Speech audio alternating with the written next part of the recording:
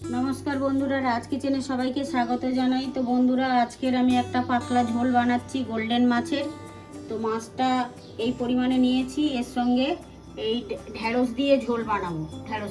ঢ্যাঁড়স দিয়ে আলু দিয়ে ঝোলটা বানাবো। পেঁয়াজটা ফোটনে দেবো, একটু একটা টমেটো নিয়েছি আর 4-6টা কাঁচা লঙ্কা নিয়েছি আর একটু জিরের গুঁড়ো নিয়েছি। এই দিয়ে একটা ছোটোখাটো উপকরণ দিয়ে এটা বানাবো আমি রেসিপিটা। আপনারা পুরোপুরি ভিডিওটা দেখতে থাকো।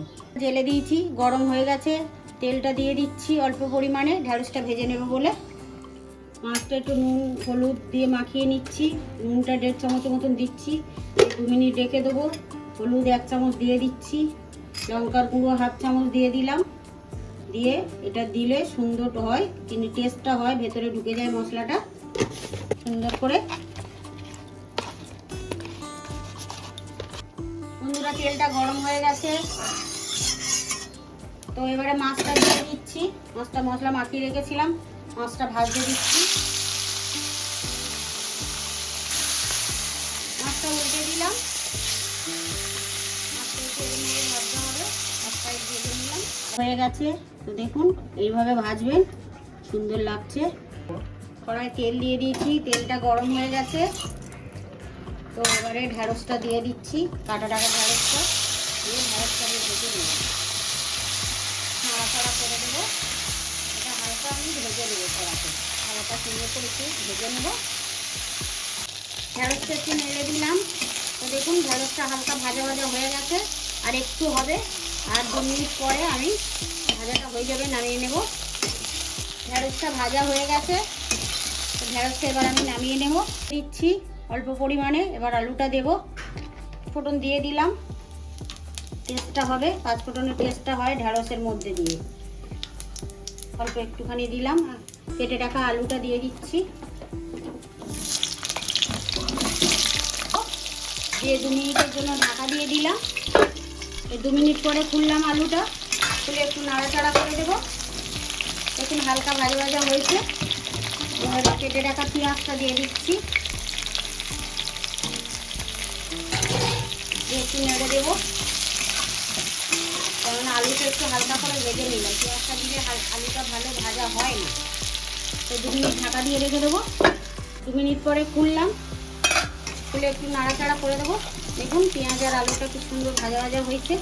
তো এবারে কেটে রাখা টমেটো আর কাঁচা লঙ্কাটা দিয়ে দিলাম, দিয়ে একটু ওর মধ্যে 1 চামচ নুন দিয়ে দেবো। যার যেরকম লাগবে সে সেরকমই দেবে, সবজি অনুযায়ী। নুন দিয়ে একটু নাড়াচাড়া করে দিলাম। এই বন্ধুরা 2 মিনিটের জন্য ঢাকা দিয়ে রাখবো। বন্ধুরা 2 মিনিট পরে খুললাম, খুলে একটু নাড়াচাড়া করে দেবো। তো দেখুন কত সুন্দর টমেটোটা রেডি হয়ে গেছে। তো এবার আমি হলুদের গুঁড়ো দেবো 1 চামচ, আর কাঁচা লঙ্কা দিয়ে দিয়েছি, তাই আমি 1/2 চামচ লঙ্কার গুঁড়ো দিলাম। এর সঙ্গে বেশি মশলা দেওয়া যাবে না, কেন পাতলা ঝোল, তার জন্য অল্প করে দিলাম। একটু নাড়াচাড়া করে দেবো, দিয়ে আমি 2 মিনিটের জন্য ঢাকা দিয়ে রাখবো মশলাটা কষানোর জন্য। ওর মধ্যে একটু জল দিয়ে দিচ্ছি, মশলাটা যাতে না পুড়ে যায়। 2 মিনিট পরে খুললাম, খুলে দেখুন কত সুন্দর কালারটা এসছে। আমার কষানো রেডি, কি সুন্দর তেল ছেড়েছে, দেখুন তেলটা ছাড়ছে। এইভাবেই কষানো করতে হয়, মশলাটা না ভাজা হলে মশলার কাঁচা গন্ধটা হয়। তো আমি এবারে পরিমাণ মতন জল দিয়ে দেবো, এই জল দিয়ে দিলাম। 5 মিনিটের জন্য ঢাকা দিয়ে দিলাম। বন্ধুরা 5 মিনিট পরে খুললাম, তো দেখুন কত সুন্দর সিদ্ধ হয়ে গেছে আলুটা। এবারে মাছটা দিয়ে দেবো আমি একে একে।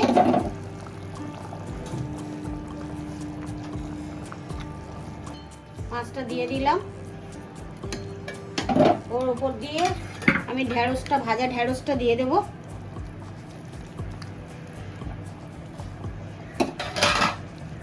এইভাবে রান্না করবেন, খুব ভালো খেতে লাগে, টেস্টি। আর নামাবার আগে আমি জিরে বাটাটা দেবো, একটু ঢাকা দিয়ে দেবো। দেখুন বন্ধুরা, আমার তরকারি রেডি হয়ে গেছে। তো আমি এবারে জিরের গুঁড়োটা ভিজিয়ে রেখেছিলাম, কাঁচা জিরেটা দিয়ে দেবো। দিয়ে 2 মিনিট রেখে দেবো। বন্ধুরা আমার রেসিপি রেডি হয়ে গেছে। তো বন্ধুরা দেখুন কত সুন্দর হয়েছে, একটু পাতলা ঝোল, তো দারুণ লাগছে। তো এবার আমরা বন্ধ করে দিচ্ছি গ্যাস। রেসিপি রেডি, আমার রেসিপি রেডি হয়ে গেছে। বন্ধুরা দেখুন কত সুন্দর কালারটা এসেছে।